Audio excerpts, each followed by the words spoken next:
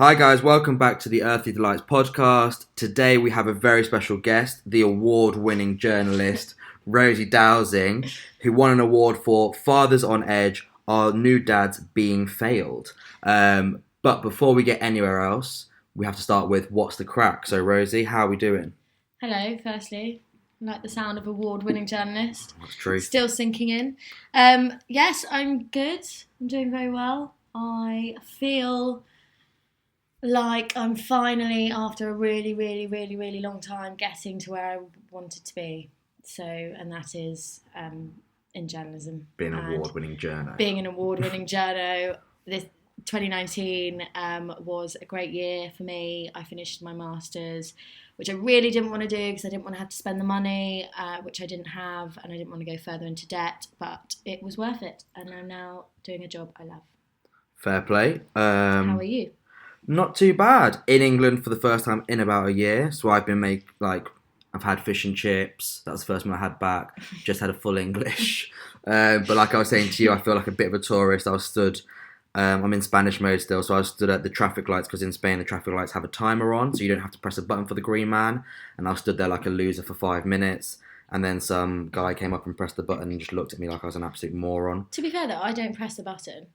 I do wait because surely, if it's a crossroad, right? Yeah. It's going to go green because the traffic's going to stop. Yeah, no? but these were the ones you have to press middle of the road. Yeah, you had to press button, otherwise it would just be on red forever. And I was just stood there for 5 minutes. And they don't have those in Spain? Nah, it's always on a timer.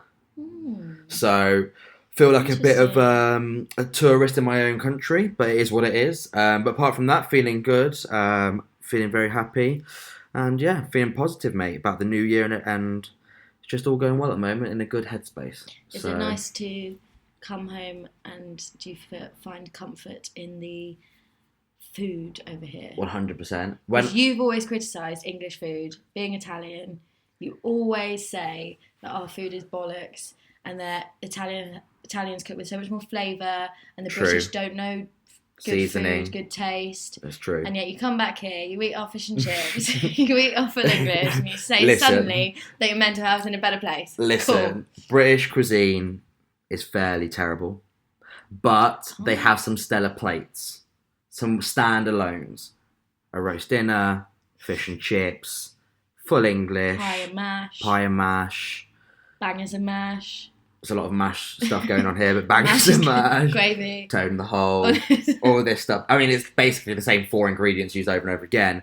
I'm just saying, as a cuisine, not up there with the Italians, but I can appreciate a good English. And where does Spain and Spanish cuisine sit on that?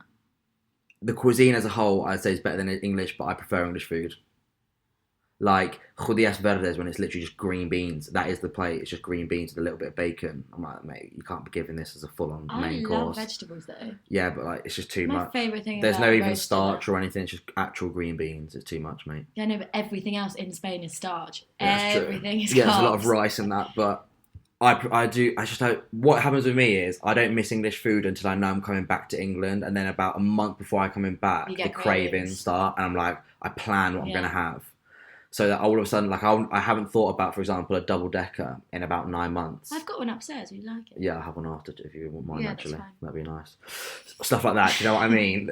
I missed, or cheese and onion Walkers. Yeah. Don't miss them, but then when I now come back, I'm like, oh. But Lay's, Walkers are out in... Yeah, but they don't have cheese and onion. Or they don't have prawn and cocktail either. I love prawn cocktail. Yeah, it's top. So I've got it all sussed out, really. So yeah, so that's that. But let's get started with the main segment, which is basically an interview, just a load of questions about this award-winning documentary.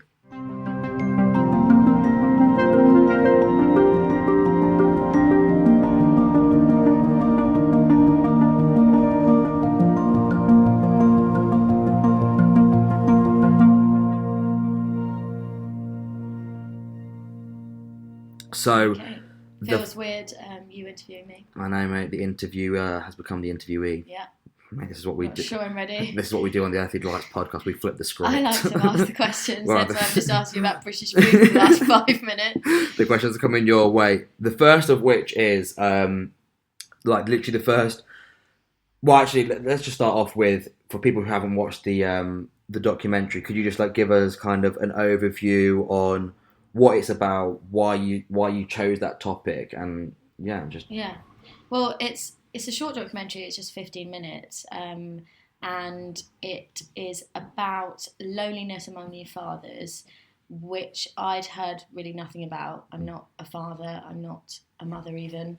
Not a parent, and I've always sort of heard of there being a lot of support groups for mums, and they get a long maternity leave. Obviously, they're carrying the baby, like they do require that, and just women open up a lot more. And I've never, my personal prejudice too, I don't think I've ever said to a new dad, how are you feeling? Yeah. And I don't think that is ingrained in daily conversation at all.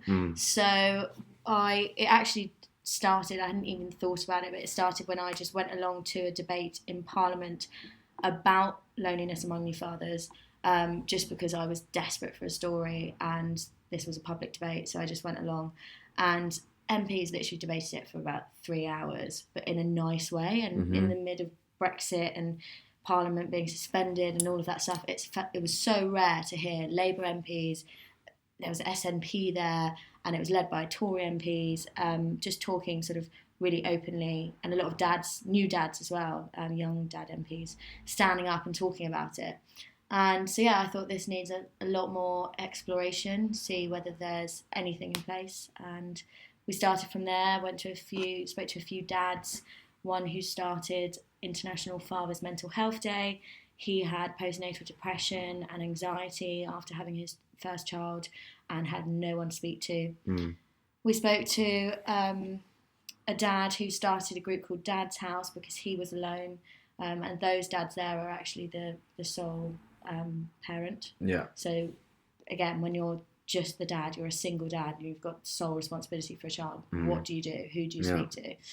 So it all went from there really. We just spoke to a lot of people about it and looked towards what government, what society can be doing to help dads become accustomed to being a parent and feel comfortable talking about it. Fair enough. I remember when you came, obviously you put on like your Facebook and stuff because it was part of your masters, wasn't it? Yes, yeah, it was a final project. Yeah, and then like obviously people who know me might say that I'm not the most expressive of people, although with this podcast I'm trying to change that. And like I saw it and I was taken aback, number one, by the quality of it. Like I thought it was like BBC standard. I was like, what the hell is this? I don't think it was. I mean, Bupa Mind Media Awards 2019 backed me up because they gave you the award for it, but like... Yeah, but that's a charity for mental health, that's not a journalistic... Well, mate, just take the compliment, alright? Not very good. And then also, I was like really taken aback because, like you said, I'd never, ever, ever thought of it. Like it was a topic that literally never came to my mind. Even just now, when you just said about single dads, like it's something that like you think of single mums, three jobs. Do you know what I mean? It's in films, it's in all sorts. Pursuit of Happiness, for example, but like the thought of a single dad, it just doesn't even come to my mind. Or when you said that guy, obviously I've watched the documentary, he was Welsh, right? If I'm correct. The guy had postnatal depression. The loneliest time of my life. Exactly. It sounded weird, like him saying I had postnatal depression. It's like it's like an oxymoron. How can a dad have postnatal depression? So like I thought it was commendable that like you found a niche and like kind of gave light to it, because I literally had never ever thought of it, and I'm starting a mental health podcast. Do you know what I mean? Well, it in a way it's niche just because genuinely had not thought about it before, but it's not niche in the sense that it affects roughly half of the parenting population. You know, every man who has a child is a dad. So therefore, we actually felt, how on earth can we condense being a dad into 15 minutes? We had to really sort of choose some main aspects such as loneliness. We couldn't even, which is a whole nother debate and could be an hours and hours long of documentary, the paternity leave thing is not ideal. The 2 weeks that a parent gets to, a dad gets to get to know their baby. So that was just something that we couldn't even go into much depth about. But if it was turned into a series or something, that's something that I think, a better documentary maker should explore. Yeah. Well, to start with, like the first 30 seconds starts off with, I believe it's an MP, I forget his name, but saying basically that men in just general don't talk about their feelings, and it kind of stems from there.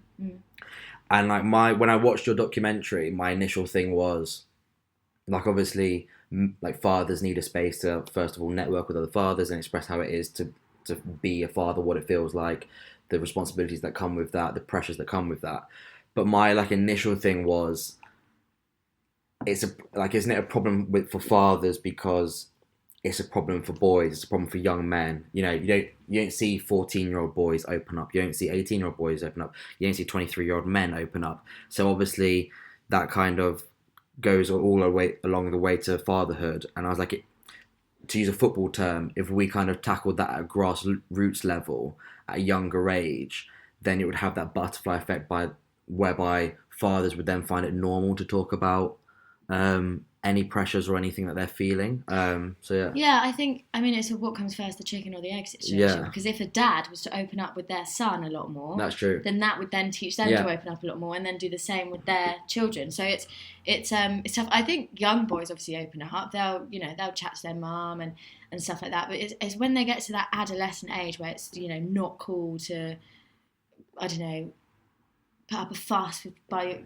your mum or to be that lovey-dovey to your family, with your friends. It's all like, oh mate, I don't know, let's play football, let's chat weird stuff. I don't know, I think that's where it stems from. So maybe there should be more in school to encourage adolescent boys to open up.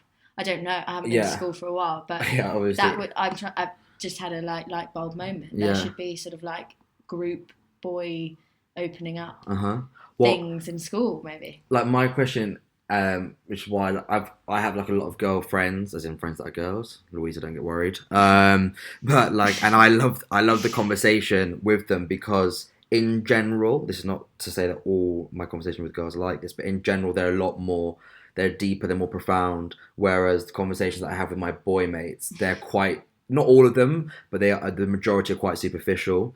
And when I have ever opened up, excluding a few, when I've ever opened up to the majority of my boy mates about any worries that I'm having, things that have happened in my past that just got me down or whatever, the response has kind of been, oh, that's really shit, mate, I'm sorry to hear that. Have you seen Messi's hat-trick last week? And it's not because they don't care or anything like that. I think it's because I see it in their eyes. They're like a rabbit caught in the headlights. They just have no idea how to even address that conversation, the vocabulary needed, the headspace needed, the presence of mind, just to like, sometimes I don't even, like, when you're telling someone's problems, you don't want necessarily advice. Sometimes you just want a soundboard, just someone to like bounce ideas off, just to hear, someone to listen to. And I've always found that girls, just in general, just do that so much better.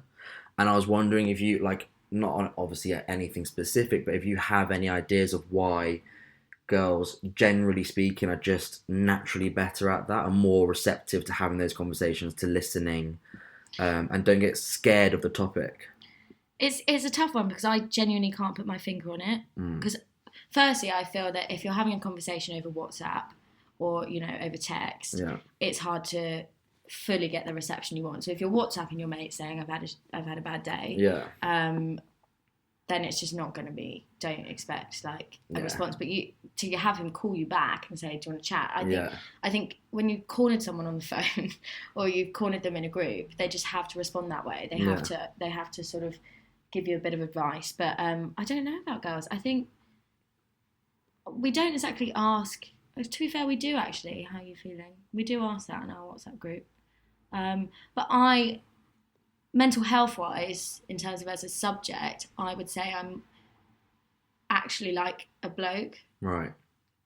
As a journalist, I see the massive importance of it, and I encourage people to open up and tell me about it. But in terms of giving advice as the friend, I retreat. I get scared. I don't want to say the wrong thing.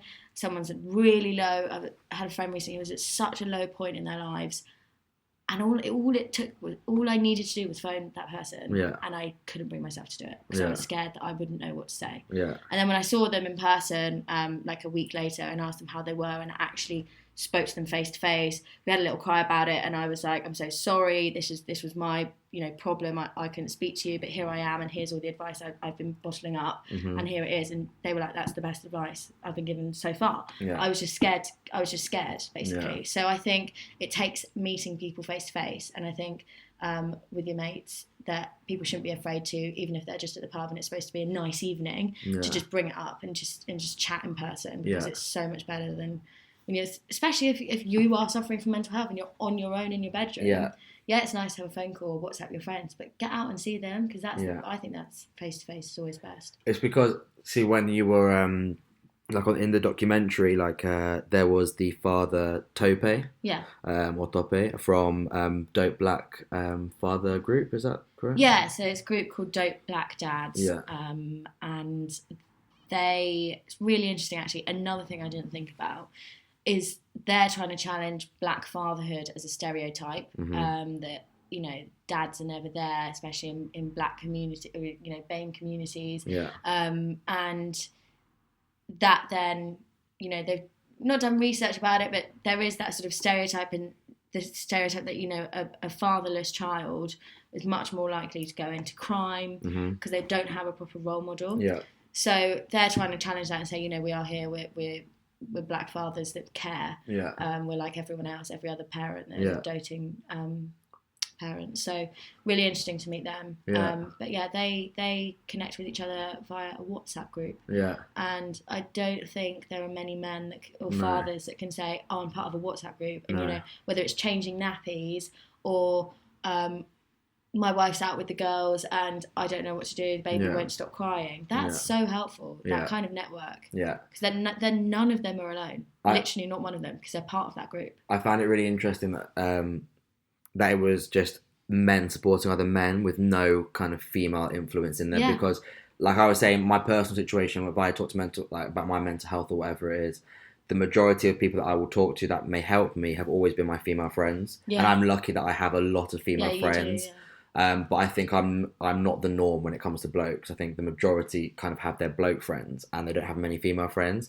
And so I always wondered, like, oh, if I didn't have any of my female friends, I would be absolutely buggered, because I only have like one or two blokes who actually want to talk to me about this stuff. And so then to see like Tope and the other dads in that group, like just supporting them each other 100% and only having men in there, I thought was really like interesting and inspiring. And I thought that it you didn't have to be a father watching that documentary to learn from that. I just thought you could be a man and just learn from that, and just be like, we should do better for each other in terms of our own like male friends. Like I just think that it's such a good lesson to learn from. The other question that I had was, do you not think that more Jim's question actually, he's all about like holistically helping each other, not relying on governments to create schemes and laws and regulations. And he was asking, obviously you have people like the bloke that the Black Fathers group, and then there was the other one, the is it Father's House?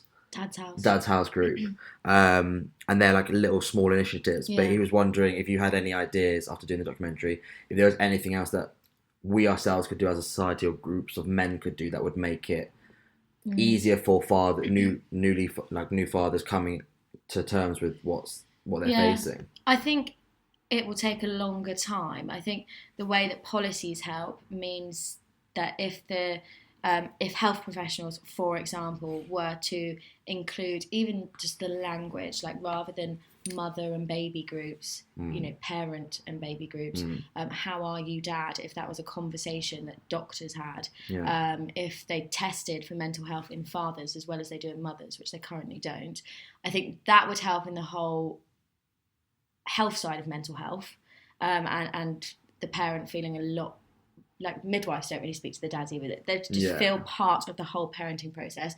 I think government level as well, if paternity leave was longer, they'd feel a lot more part of it. So there is definitely shorter term things such as policies or the way that health professionals see fathers that would have an immediate impact, that then generation by generation attitudes would change, because dads are more spoken about in terms of mental health, And so I don't think that the initial let's change things now would be, right, let's just tell everyone in the world to treat fathers better. I know that society needs to change its attitudes. Yeah.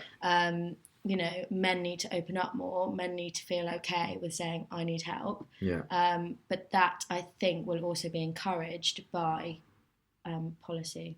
So, for example, one of the dads that was on your documentary, he was talking about a policy change within his own company, whereby originally his firm only offered 6-month full paternity pay, and then by the time he had his second kid, they were then offered the full year for full pay. And he was saying that when he asked, because he was given, the standard was 2 weeks paternity. Yeah, that's the sort of national standard. Yeah, and that when he asked for more, there's a stigma attached. And I thought about it myself, and my gut feeling was, yeah, you lazy, like, so-and-so, like, why would you need paternity leave? It's all about the mother connecting. And then when I thought about it more, I was like, 2 weeks is literally nothing. I mean, it's nothing. You've like, how can you form a bond? Brought a baby into the world. Brought.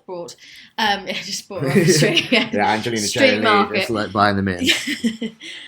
Well, even that too, you know, adoption as well. They get only 2 weeks paternity leave. Yeah. And in gay couples as well, what happens there? You know, there's so much that needs to change in how fathers are looked at in the workplace and from the government in terms of how much time they can get off. Because, for example, the John, who you're talking about, his... And this happens in a lot, I mean, probably about 60% of couples, that needs to be an emergency C-section.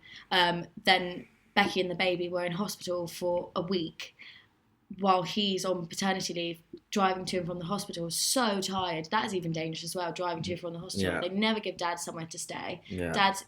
If your hospital is really far away, and it's overnight, you're buggered, And so he only got a week, really, to bond with his baby. And at that point, the baby literally isn't responsive, just needs to feed off the mum. So what chance do you have to really become a parent? I think dads really feel part of the parenting process when the babies can be fed by a bottle. I think a lot of dads we spoke to said that was the time, finally, that they felt...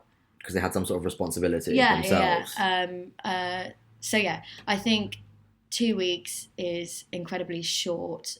The government have introduced shared parental leave, which is supposedly this massively progressive, let's get dads and mums on the same thing. But it works as the couple split 9 months, a year between them. Right. But both of them have to be in full paid, you know, long-term jobs. So it wouldn't work for me as a freelancer. Yeah. It wouldn't work if you've only been there a year. Right. And all of these things. So there's a lot of problems with it. There's only about 285,000 couples in the UK that are eligible for shared parental leave, and only 9,000 take it. Right. There's only 9,000 currently on shared parental leave. So there's obviously some problems there. Like, something needs to change. And it's because the mum, obviously for breastfeeding reasons, needs to do that first 6 months. Yeah, of course.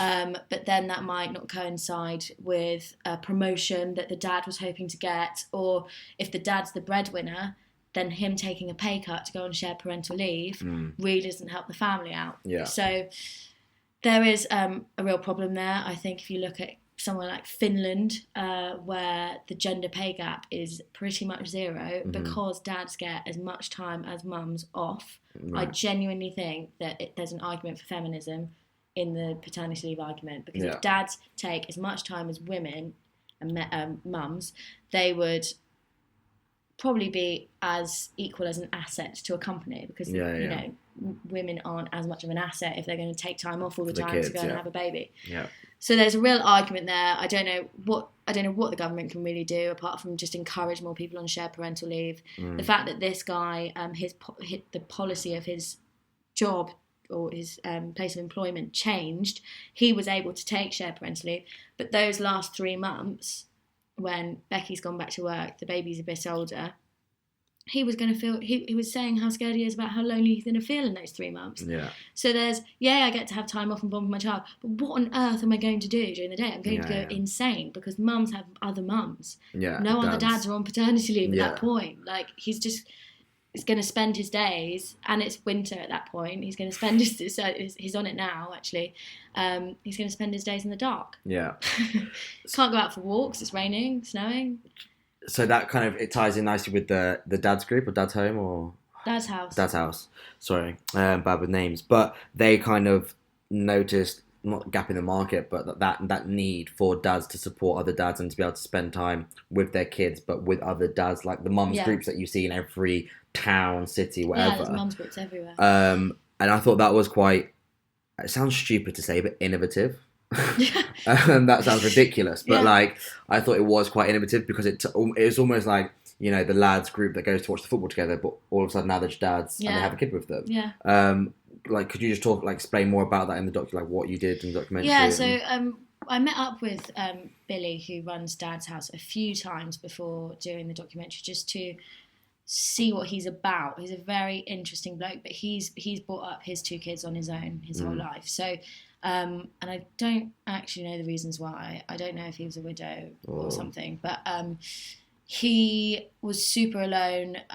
Mental health really affected his mental health, and I think he just started reaching out to other fathers in the area. So this is in the Kensington area, but not the nice area. Do you know what I mean? Yeah, these aren't just like white dads with loads of money reaching out, you know.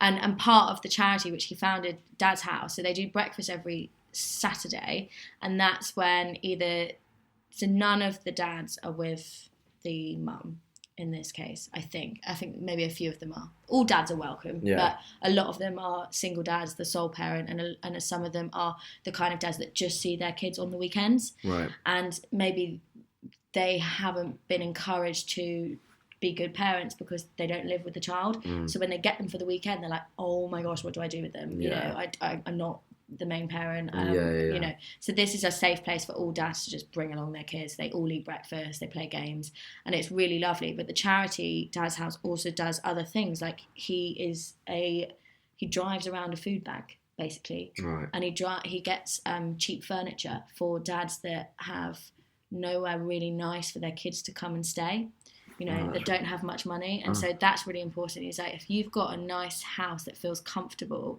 your relationship with your child is going to be a lot better and a lot less strained, because in a lot of families, money is the main strain. It's a reason why a lot of families split up, and it's a reason why, you know, there's a lot of unhappiness. So he's trying to go against that stereotype that you see, for example, in, I think it's Mrs. Doubtfire, where Robin, what's his name? Mrs. Doubtfire, his flat is just a complete mess. Can't do anything. The kids hate it there.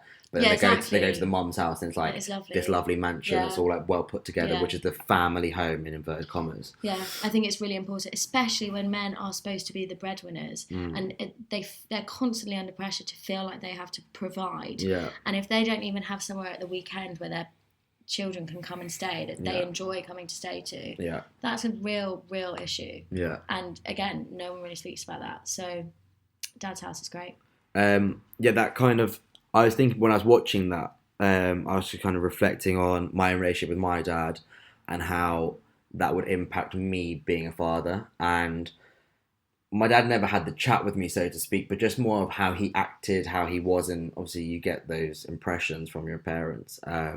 And the thing that he kind of imparted on me was that as a friend, which as a man, whatever that means, I'm always supposed to be the problem solver, the protector, the provider, but not just for family, for everyone. So if that meant that you know, I hope it doesn't happen because I love Sam, but if you split up with Sam and called me crying and I'm in Madrid, I'm supposed to somehow, as your friend, protector, whatever, solve your problems, solve everyone else's problems, and put my own problems last.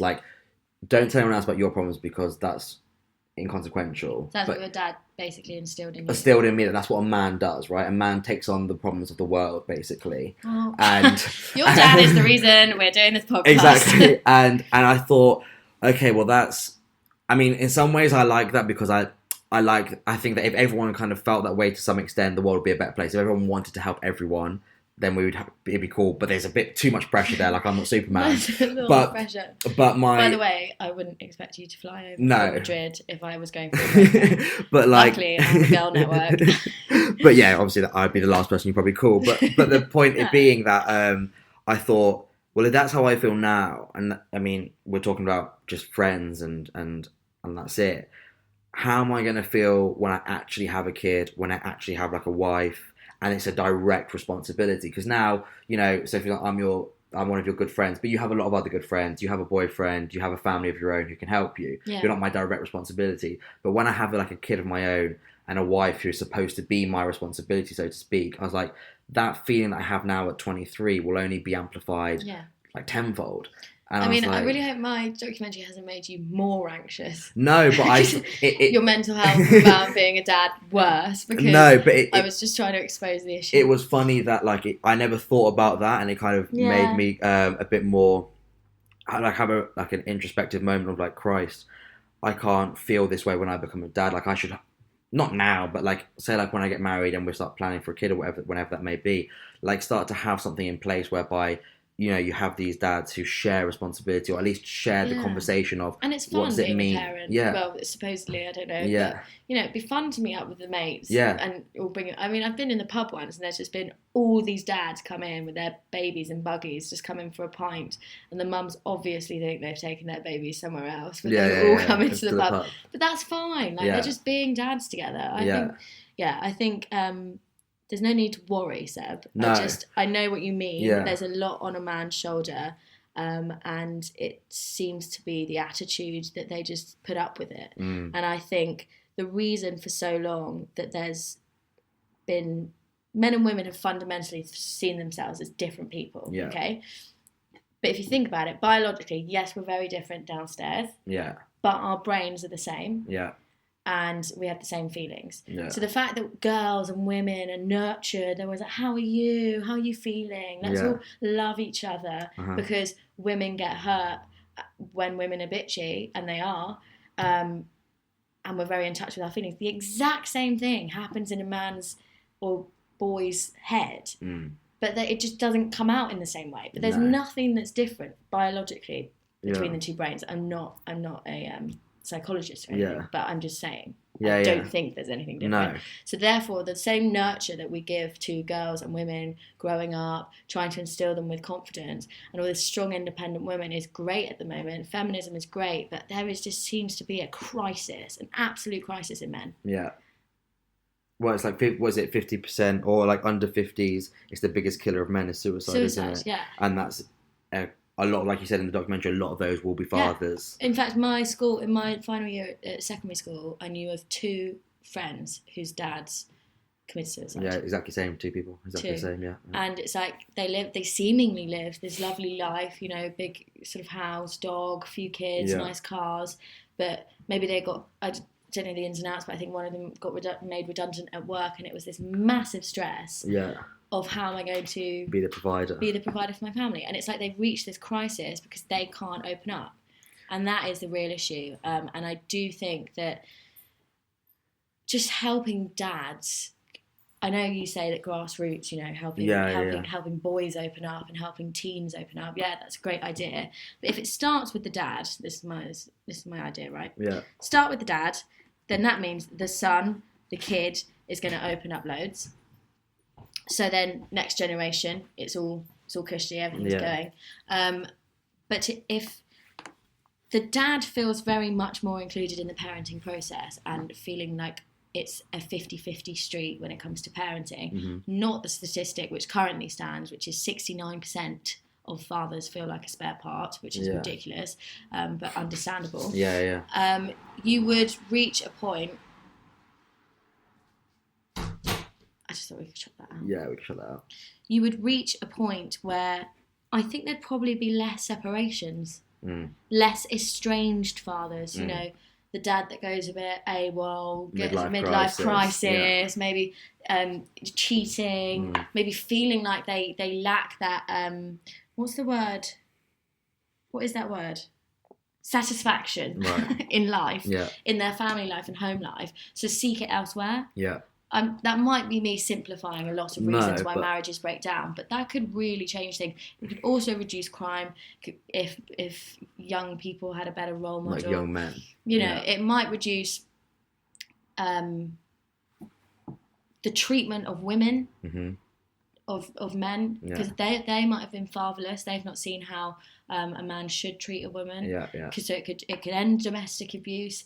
All of this could be ended, and our problems would be solved. And as I said, Finland has no gender pay gap because they give much better paternity leave. Their divorce rate is down. Their couples all stay together. They're just really happy, and they're doing it all very well. And I think we should all take a leaf out of their book. I think as well, when you were talking about like the estranged fathers, like basically 70%, 69%, feeling like they're a spare part. When I kind of think of like the divided roles of a mother and a father, just if you're going to be traditional about it, to me, it kind of seems that the mother is that nurturer, there for the kid. But also, it kind of feels that the mother gets the fun things. Like the good parts about being a parent, the mother gets to take, whether it's, the girls on the shopping trips and this, that, and the other, and the mother chooses the holiday destinations and what we're going to do this weekend and so on and so forth. For it. Yeah, and the dad's just there like, oh, here's my credit card. And I know that's sorry for all dads. I know that's a very I know it's a very traditional outlook. I'm sure there's not a lot. I'm sure not everyone lives that way, but I think, like you said, if like when you're in that pub and a group of dads just all walked in and they just had a good time with their like little babies watching football or whatever it may be, that doesn't come to my mind as like thinking of a dad. Yeah, and the only reason I remember this was 3 years ago is because I'd never seen that many dads with babies together. Yeah, and so that's why it's one of the strongest images I have of a pub in St Albans. Yeah, because I saw dads together holding babies without any mum nearby. And if it was a group of mums, you would have batted an eyelid. Like, oh, they're here again. Yeah, exactly. Same old. The coffee group. Mums with babies. Yeah. So I think like if we could. Like I think about now, like with the relationship that I had with my dad, and okay, part of it was dictated by the fact that my dad, his job meant that he worked away for long periods at time. It is what it is, but only now that we're, let's say, both men, I'm a younger man, are we starting to have the relationship whereby it's a friendly relationship. There's a friendship there. It's not just father-son. Whereas the relationship that I had with my mother was is a lawyer. She's worked long hours my whole life as well. But there was a lot more of a friendship inbuilt in that relationship compared to my dad's relationship. And I think that's like what we were saying, because my mum would be the one who would organise the fun things for me. My mum would do, if I wanted to sleep over, I'd ask my mum, oh, mum, can I have friends over? I would never ask my dad that type of stuff. And so then we would never spend I'd never spend time with my dad like to watch football or to do like fun stuff as father-son activities. And I think not all people, but I think that goes for a lot of father-son relationships. And I just think if we could change that, I think that would make it, like you said, it would make a huge difference.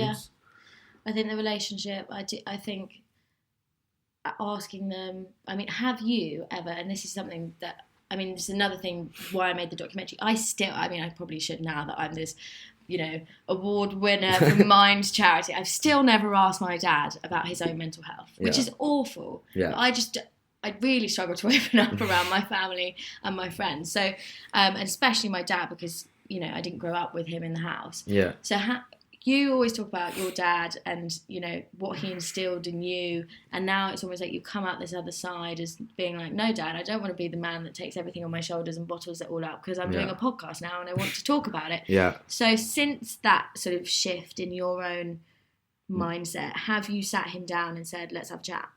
Or are you still scared to do that? It's definitely scared. But I'm going home in the next 2 days. Tomorrow, actually, I'm going home tomorrow, and it's a conversation that I've planned to have. Oh, really? Yeah. And I am bricking it. Obviously, for people who don't know my personal situation, like I live in Madrid, so I don't live even close to my family.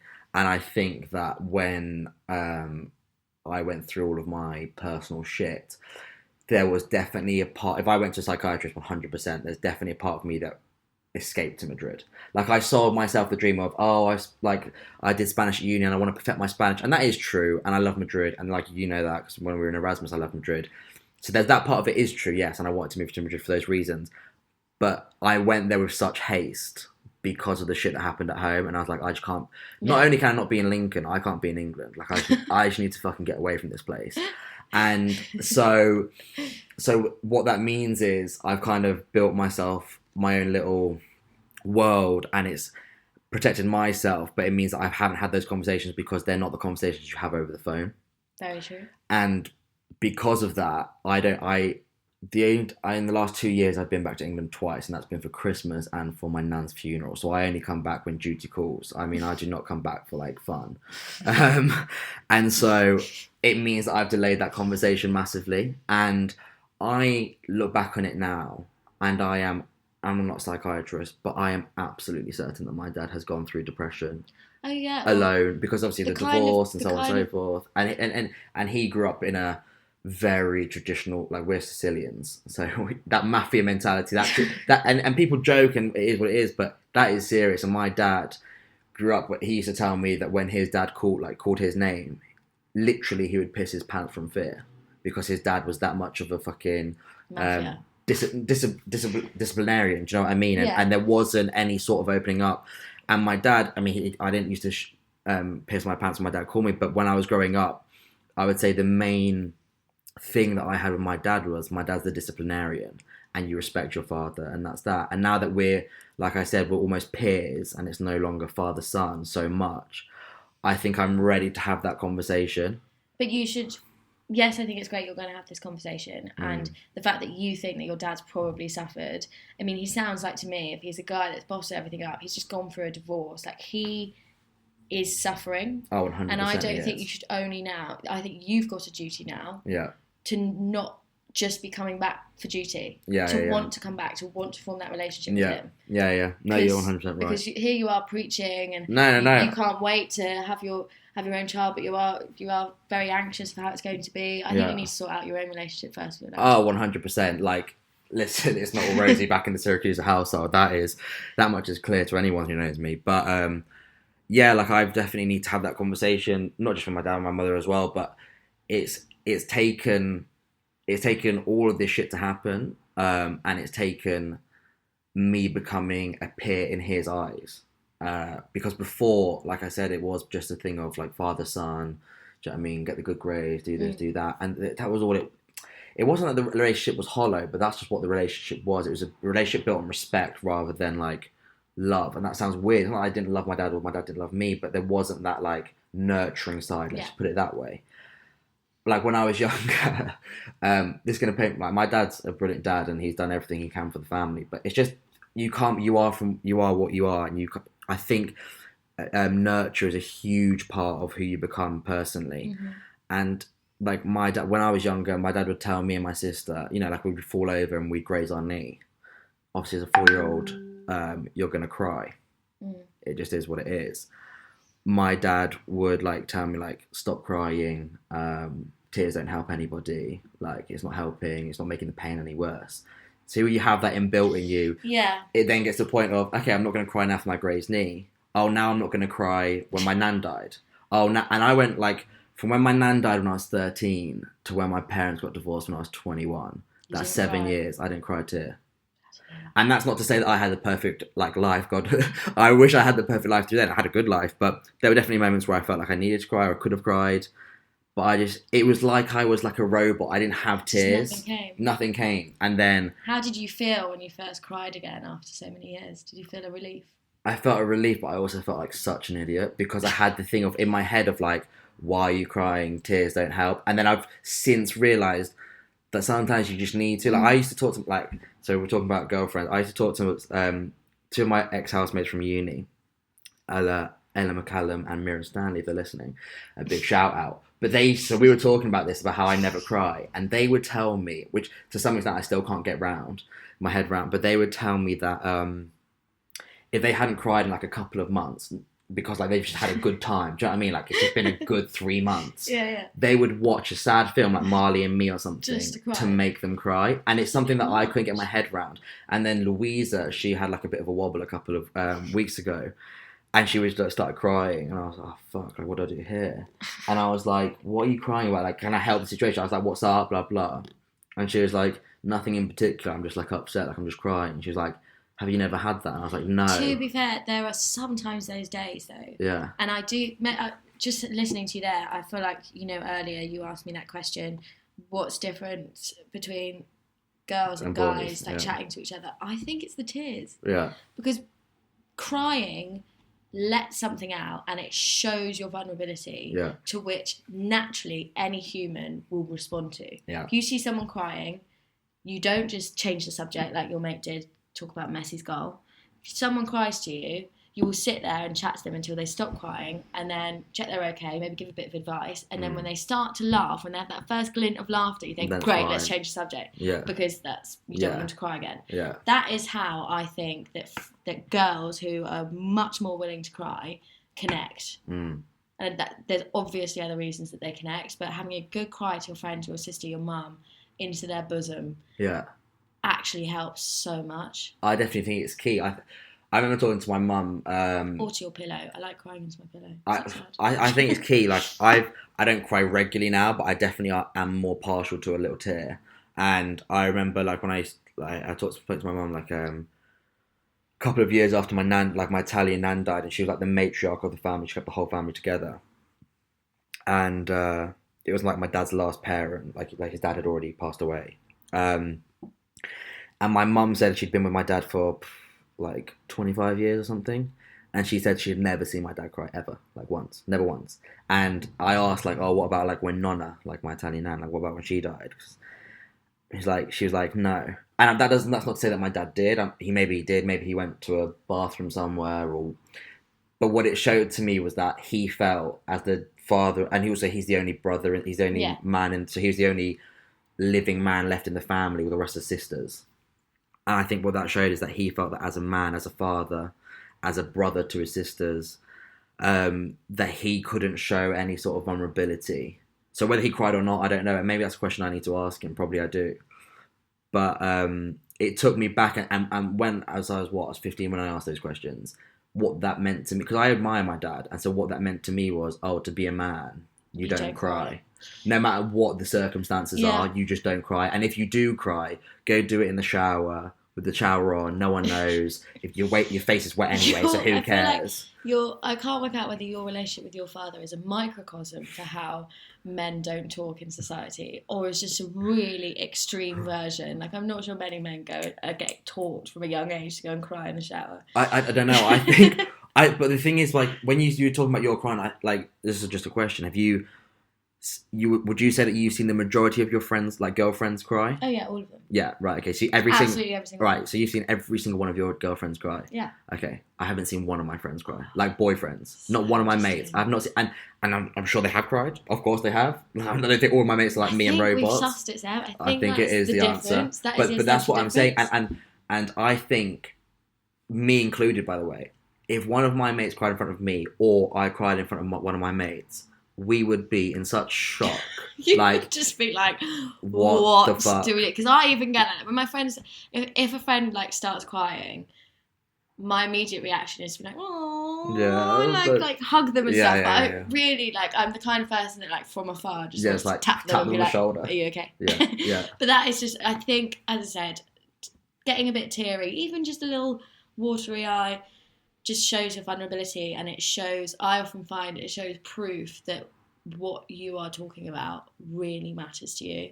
And that's when friends, whether they're boys or girls or people on the street, would just stop and react to that, because I think it's in our human nature. Do you think, I asked you about your girlfriends, have any of those cried? You said every single one. Have any of your mates, like lad mates, cried to you, or Sam? You have to tell me the moment in which, but have you ever seen like a tear from any of your boy friends? I think I can name one. Sam is just a different type of species in the sense that I genuinely think he is constantly happy.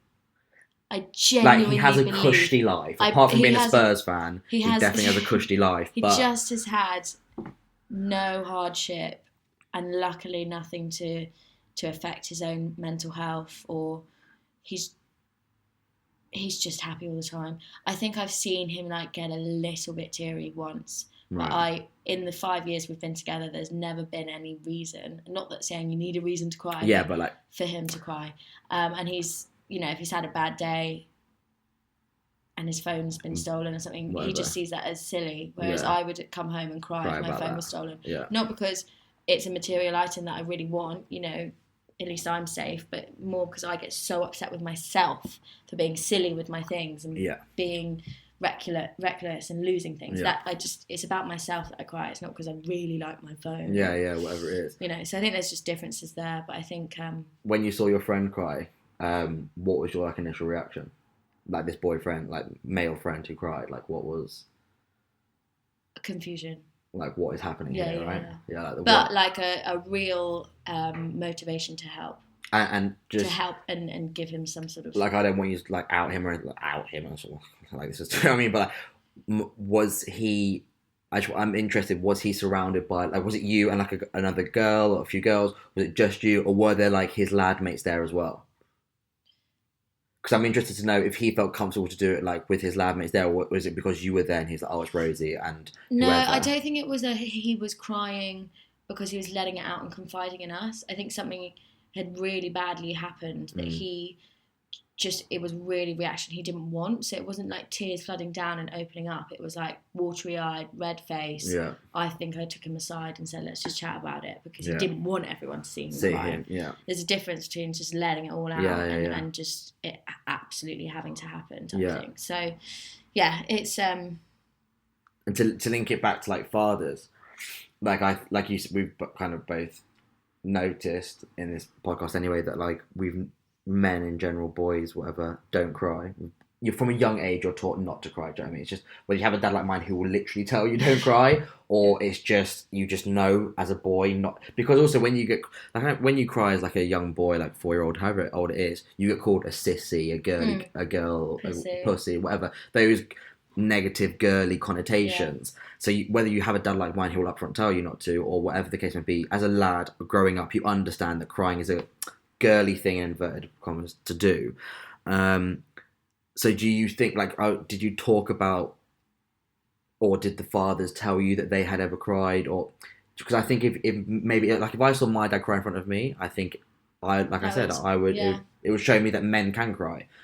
Was that ever touched on in the documentary at all, or the conversations behind the scenes? No. And I tell you what, I wish I had asked all of them that. It literally has just come up as this topic now that I've realised is the difference between us all, just in this podcast. Didn't speak to any of them about whether they've cried.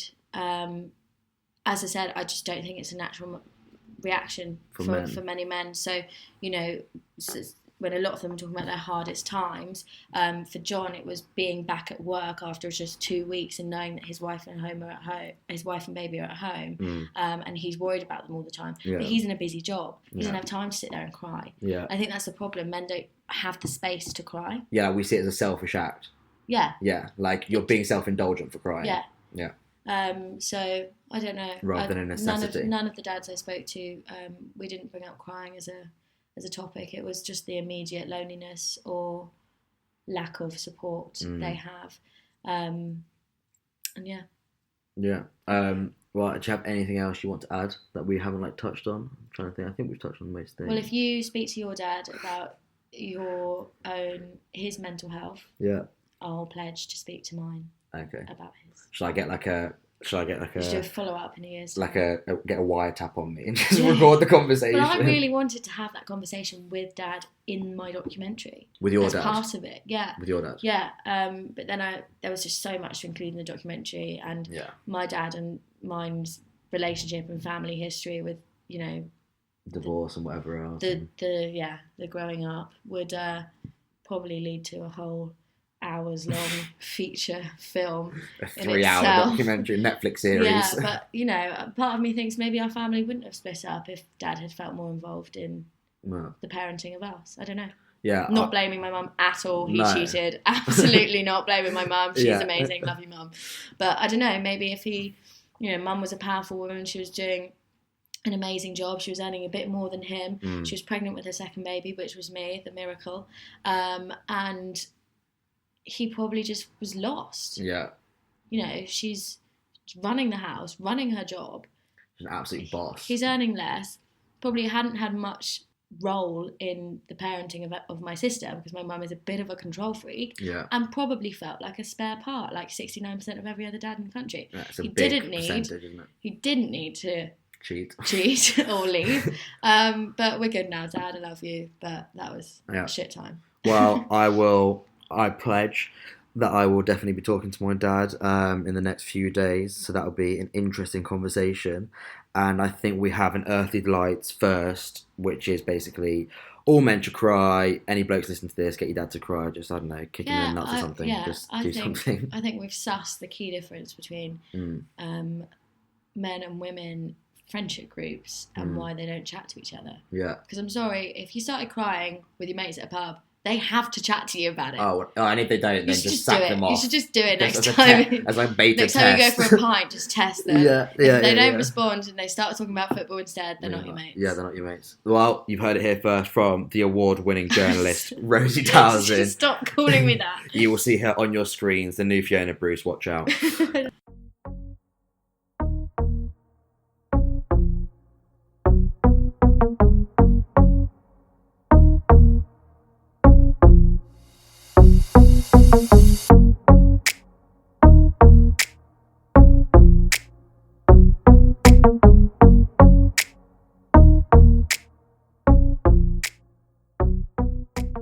Okay, so this is the part of the podcast where we like to ask our guests how they get their shit together when they're feeling low. So, Rosie, how do you get your shit together? Well, that's a good question. I would say that usually when I'm feeling low, it's because I'm overworking myself and stressing myself out. So I would say I get my shit together by actually taking a day for myself, doing the little things that I haven't been able to do for a really long time, give myself a bath. So a bit of self-care, I'd say, but also if I'm really low, I find not writing my feelings down, but writing good things of things I've achieved or things that are going well, just to remind myself that, it's not all shit. I'm not dying and the world isn't going to end, really helps. So just listing all the things that make me feel proud of myself and make me feel some self-worth. I like that. Confidence. A bit of self-love. Well, you heard it here, guys. First from Rosie Dowsing, the award-winning journalist. Stop calling me that. Guys, please, I always forget to say this, but like, subscribe, whatever you do on podcasts. Word of mouth, do you know what I mean? Just tell everyone about us. Obviously, we're the best podcast going on Apple, so just give us that 5-star review. And tune in next time where it'll be just Jim and I. Hasta luego.